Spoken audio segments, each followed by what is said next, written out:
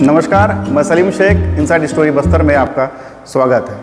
आज विशेष चर्चा में हमारे साथ पूर्व आईएएस अधिकारी ओपी चौधरी हैं।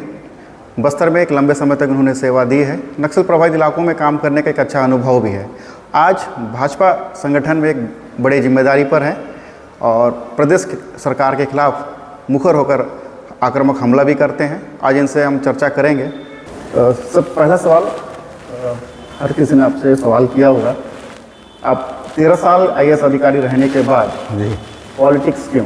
जी देखिए, मैं आईएएस भी बड़े जुनून के साथ एक सामान्य परिवार से ऊपर उठकर बना था और 13 साल तक हमारे छत्तीसगढ़ में काम किया और जो भी कुछ कर पाया मैं 13 सालों में प्रशासन में रहते हुए, उससे मुझे बहुत आत्मिक संतुष्टि भी मिलती है। चाहे दंतेवाड़ा क्षेत्र में एजुकेशन सिटी हो, छूलो आसमान हो, लाइवलीहुड कॉलेज हो, नन्हे परिंदे हों, इस तरह के एजुकेशनल प्रोजेक्ट्स हों, या कृषि के क्षेत्र में किए गए काम हों, या रायपुर राजधानी में नालंदा परिसर, तेली बांधा जैसे बड़े बड़े प्रोजेक्ट हों। हर जगह, हर जांजगीर चांपा ज़िले में सेना भर्ती, करियर काउंसलिंग, धान खरीदी जैसे विषय हों, कई सारे विषय रहे जिससे आत्मिक संतुष्टि मिलती है। और इस 13 सालों की यात्रा में मैंने एहसास किया, मैंने अनुभव किया कि इन 13 सालों में मैंने देखा कि भारत के लोकतंत्र में राजनीतिक तंत्र का बहुत इम्पॉर्टेंट रोल है। राजनीतिक तंत्र जैसा रहता है वैसे ही प्रशासनिक तंत्र, आर्थिक तंत्र, सामाजिक तंत्र कहीं न कहीं ज़्यादा प्रभावित होते हैं। राजनीतिक तंत्र एक लीड रोल में होता है। हम उसे कई बार पसंद नहीं करते, कोई लाइक करता है, कोई डिसलाइक करता है। मैक्सिमम लोग उसे गंदे तरीके से एक व्याख्यायित करते हैं, नाली है, कीचड़ है, लेकिन वो है सबसे इम्पॉर्टेंट, इसमें किसी को कोई संदेह नहीं होना चाहिए। इसलिए मैंने सोचा कि बाहर रह करके उसको क्रिटिसाइज करने के बजाय जब वो इम्पॉर्टेंट है ही तो उसका हिस्सा बन के उसमें सुधार करने का हम प्रयास करें। इस सोच के साथ मैं राजनीति में आया और महर्षि चाणक्य का एक बड़ा एक स्टेटमेंट है जिससे मैं बहुत प्रभावित होता हूँ कि अच्छे लोगों के राजनीति में भाग नहीं लेने का पहला दुष्परिणाम होता है कि बुरे लोग अच्छे लोगों पर शासन करने लगते हैं। तो इस सोच को मैं कहीं न कहीं अपने ऊपर चरितार्थ करते हुए राजनीति की चुनौती को स्वीकार किया। आईएएस अधिकारी बनना सर अपने आप में बहुत बड़ा सपना होता है, सपना पूरा होना जैसा होता है जी। और आपने 13 साल की नौकरी करने के बाद पॉलिटिक्स ज्वाइन किया, भाजपा ही क्यों? जी देखिए, देश में एकमात्र पार्टी है जो परिवारवाद, वंशवाद की चीज़ों से बाहर उठकर काम करती है।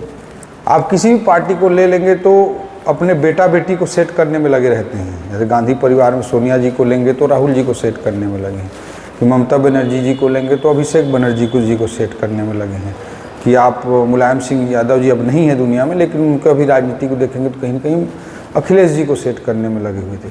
हर कोई अपने बेटा बेटी को सेट करने में लगा है। केवल भारतीय जनता पार्टी है जो देश को सेट करने में लगी हुई है। नरेंद्र मोदी जी के नेतृत्व में भारत को 21वीं सदी का एक ग्लोबल पावर, सुपर पावर बनाने के लिए जिस तरह से एक महाअभियान, महायज्ञ चल रहा है, वो अपने आप में इंस्पिरेशनल है। मोदी जी ने अपना सब कुछ कण कण, क्षण क्षण समर्पित करके इस देश को बनाने की दिशा में आगे बढ़ रहे हैं। ऐसी परिस्थिति में उनके द्वारा चलाए जा रहे एक महायज्ञ में मैं अपनी आहुति दे करके राष्ट्र निर्माण में अपनी भूमिका अदा करना चाहता हूँ, इसलिए भारतीय जनता पार्टी मैंने ज्वाइन किया है। बस्तर में सर आप लंबे समय तक आपने यहाँ सेवा दी है, नक्सल प्रभावित इलाके में काम करने का अच्छा अनुभव भी है और आज आपकी नज़र उस समय के अधिकारी के रूप में थी और आज आप एक राजनेता के रूप में हैं। तो बदलाव क्या चाहते हैं? बस्तर में किस तरह का बदलाव होगा और किस वर्तमान हालातों में बस्तर को आप किस नज़र से देखते हैं? देखिए, बस्तर में एक होलिस्टिक प्लानिंग की ज़रूरत है कि हर दृष्टिकोण से उसे हम किस तरह से विकसित करें कि इसका एक होलिस्टिक प्लानिंग हो, जिसमें इन्वायरमेंट को, हम पर्यावरण को भी साथ में लेकर के चलें, टूरिज़्म जैसी चीज़ों को भी यहाँ प्रमोट कर सकते हैं और उन सबसे बड़ा HR first, human resource first, यहाँ के युवा भाई बहनों को, आदिवासी भाई बहनों को एक अच्छी ऊंचाई तक हम कैसे पहुँचा सकें, इस दृष्टिकोण के साथ हमको काम करने की ज़रूरत है। तो complete HR mapping, human mapping होनी चाहिए कि कौन सा बच्चा कैसे एजुकेशन ग्रहण करेगा, स्कूल एजुकेशन कैसे कंप्लीट करेगा, हायर एजुकेशन कैसे कंप्लीट करेगा, उसकी एक रणनीति होनी चाहिए। उसके बाद वो किस क्षेत्र में जाएगा, उसको हम कैसे एक अच्छा जॉब दिला सकते हैं, कैसे उसको सेल्फ एम्प्लॉयड बना सकते हैं, एक कंप्लीट ह्यूमन रिसोर्स की मैपिंग होनी चाहिए। उसी से बस्तर का वास्तविक अर्थों में विकास हो सकता है। और जब यहाँ का स्थानीय भाई बहन जब मजबूत हो जाएंगे, इम्पावर्ड हो जाएंगे, तो खुद अपने भविष्य का डिसीजन ले पाएंगे। और उन सबसे बड़ी बात यह है कि तब कोई भी परिस्थिति यहाँ पे डेवलपमेंट होगा, उस अपॉर्चुनिटी को का फ़ायदा वो लोग ले पाएंगे। नहीं तो स्थानीय लोग अगर सक्षम नहीं रहेंगे, एजुकेटेड नहीं रहेंगे, इम्पावर्ड नहीं रहेंगे, तो उसका लाभ नहीं ले पाएंगे। इस दृष्टिकोण से कंप्लीट एचआर मैपिंग के आधार पर पर्यावरण को भी साथ में लेते हुए, यहाँ के कल्चर, यहाँ की संस्कृति को भी पर भी आधारित रिसर्च डेवलपमेंट करते हुए, उसके अनुसार एजुकेशन सिस्टम, यहाँ के डेवलपमेंट मॉडल को क्रिएट करते हुए हमको एक होलिस्टिक प्लानिंग और उसके अनुसार इम्प्लीमेंटेशन की ज़रूरत है। बट बड़े दुर्भाग्य की बात है कि कांग्रेस तो आज पूरे बस्तर को भ्रष्टाचार के चारागाह के रूप में देख रही है और यहाँ से पैसा इकट्ठा कर करके गांधी परिवार को पहुँचा रही है। सर, ब्यूरोक्रेसी पर वर्तमान हालात क्या हैं? क्योंकि कांग्रेस गवर्नमेंट में लगातार कार्रवाइयाँ हो रही है, आईएएस अधिकारी गिरफ्तार हो रहे हैं, तो उसको आप किस नज़र से देखते हैं? देखिए, मैं आईएएस में था, मसूरी एकेडमी में लबासना में ट्रेनिंग देने जाया करता था, क्लास लेने जाता था, तो कई बार मुझे पूछा जाता था कि छत्तीसगढ़ कैसा स्टेट है। तो मैं कहता था एक राज्य के रूप में आप उसे कोई भी रैंक दें, आईएएस के काम करने के लिए यह best, one of the best cadre है। लेकिन आज कोई मेरे सलाह लेता है तो मुझे कहना पड़ता है कि स्टेट के रूप में छत्तीसगढ़ को आप कहीं भी रैंक करिए, कांग्रेस के राज में आईएएस अधिकारी के काम करने के लिए it's one of the worst cadre. ये एक समस्या के रूप में कांग्रेस का राजनीतिक नेतृत्व के बाद उत्पन्न हुआ है परिस्थिति। आज मैं यही कहना चाहूँगा कि आज जो कुछ हो रहा है, कोयला में जिस तरह का सिस्टम कांग्रेस ने बदल करके माफिया राज स्थापित किया, उसके दंश को भी कहीं न कहीं अधिकारी भी झेल रहे हैं और वो अनावश्यक रूप से कांग्रेस की भ्रष्ट राजनीति के कारण पछड़े में पड़ रहे हैं। सर, आरक्षण का मुद्दा इन दिनों प्रदेश में बहुत पॉलिटिकल इश्यू बना हुआ है। कांग्रेस ने बिल पास कर दिया, लेकिन राज्यपाल कहीं ना कहीं हस्ताक्षर नहीं करें, तो ये मुद्दा अटका हुआ है। तो इसको किस नज़र से देखते हैं और आने वाले चुनाव में क्या भाजपा को आदिवासी वोट मिलेंगे? देखिए, पूरे घटनाक्रम को हमको समझने की ज़रूरत है। सबसे पहले ओबीसी रिजर्वेशन 27% की बात आई, उस पर याचिका लगाने वाले व्यक्ति को पुरस्कृत किया गया। उसके बाद एसटी रिजर्वेशन जो पहले 20% था, उसको बढ़ाने का काम अगर किसी ने किया तो भारतीय जनता पार्टी की सरकार ने किया, 20% से बढ़ाकर 32% किया 2012 में। भारतीय जनता पार्टी कार्यकाल तक वो अच्छे से चलता रहा। जिस दिन ये आरक्षण का मैटर कोर्ट में, जिस पे माननीय कोर्ट में जिस दिन नेगेटिव इस पर डिसीजन आया माननीय कोर्ट का, उसी दिन ईडी का एक मैटर सुप्रीम कोर्ट में लगा था, जिसमें अभिषेक मनु सिंघवी, कपिल सिब्बल, मीनाक्षी अरोरा, सिद्धार्थ लोथरा जैसे बड़े बड़े वकील जिनकी करोड़ों की फीस होती है, वो वहाँ पे वकालत कर रहे थे। और उसी दिन यहाँ पर कोई ढंग से प्रेजेंट करने के लिए नहीं था। मतलब 32% को 20% पे लाने के लिए अगर कोई जिम्मेदार है तो कांग्रेस है। और इसके लिए जो याचिका लगाने वाला व्यक्ति है, उसको एससी कमीशन का चेयरमैन बनाकर कैबिनेट मंत्री का दर्जा देकर कांग्रेस सरकार ने पुरस्कृत करने का पाप किया है। ये बैकग्राउंड पे हमको देखने की ज़रूरत है कि कांग्रेस किस नियत से देखती है। अब रहा सवाल कि राज्यपाल मैडम का एक ही कंसर्न नज़र आता है, जैसा कि उनकी स्टेटमेंट वगैरह को मैं देखता हूँ तो जो समझ में आती है बात कि भाई 58% रिजर्वेशन को प्रोटेक्ट नहीं किए, कोर्ट में जा कर के वो नहीं टिका पाए, वहाँ पे ढंग से वहाँ पे स्टैंड नहीं करा पाए ये, तो 76% को कैसे ये स्टैंड करा पाएंगे।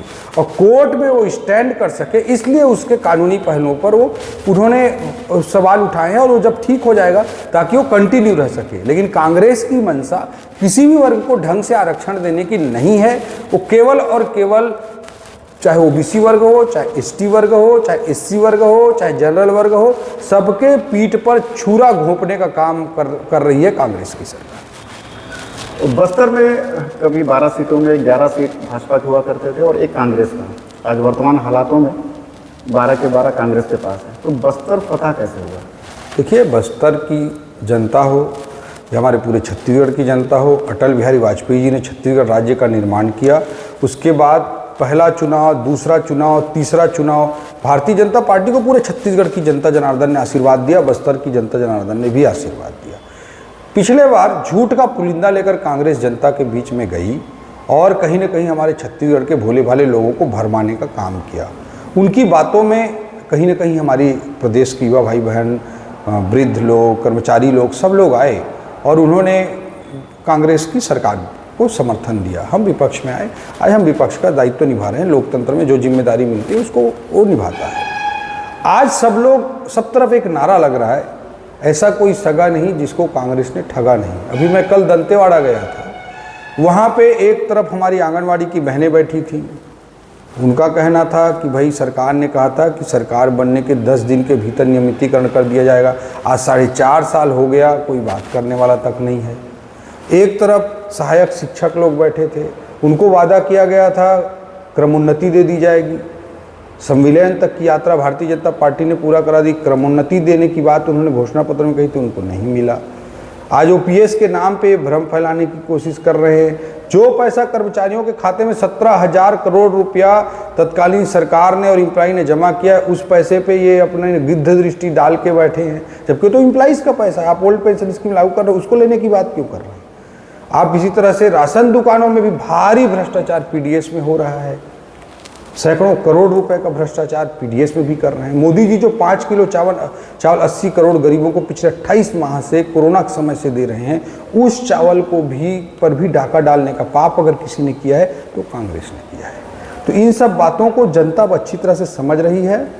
और तेंदुपत्ता के नाम पर आप देखिए, 4,000 मानक बोरा की बात करते हैं, एक दिन खरीदी करके रुक जाते हैं। भारतीय जनता पार्टी के समय 2,500 रुपये में प्रति बोरा खरीदी होती थी और 4,500 रुपये के लगभग बोनस मिल जाता था, 6,500 रुपये मिलता था। आज हर नाम पर इन्होंने ठगी किया है, भ्रष्टाचार को बढ़ावा दिया है, माफिया राज को स्थापित किया है। इसको बस्तर की जनता भी समझेगी, छत्तीसगढ़ की जनता भी समझ रही है और आने वाले समय में कांग्रेस को जनता सबक सिखाएगी। सर, महंगाई एक बड़ा मुद्दा रहा है, लगातार महंगाई बढ़ते जा रही है, ब्याज का दर भी कम हो गया है और सब्सिडी खत्म कर दी गई। इसको आप कैसे? कौन सी सब्सिडी? बैंक की सब्सिडी कुछ हैं तो बहुत सारी योजनाओं में बंद कर दिया गया है जी। तो उसको आप कैसे देखते हैं? देखिए, जहाँ तक महंगाई सब्सिडी का प्रश्न है, सब्सिडी में कई चीज़ों पे सब्सिडी तो WTO के एग्रीमेंट के हिसाब से जो यूपीए की सरकार ने तत्कालीन कांग्रेस की सरकारों ने जो सिग्नेचर किए थे उसके आधार पर हुआ है, एक चीज़। दूसरा चीज़ रहा सवाल महंगाई का, तो महंगाई के संबंध में एक बड़ा पैरामीटर होता है डीजल पेट्रोल का दाम। डीजल पेट्रोल के दाम में मोदी जी ने 2 बार करके 15.5 रुपये डीजल के रेट में कटौती की और लगभग 14 रुपये के लगभग पेट्रोल के रेट में कमी की। लेकिन छत्तीसगढ़ की कांग्रेस सरकार ने, भूपेश बघेल ने कितना कम किया?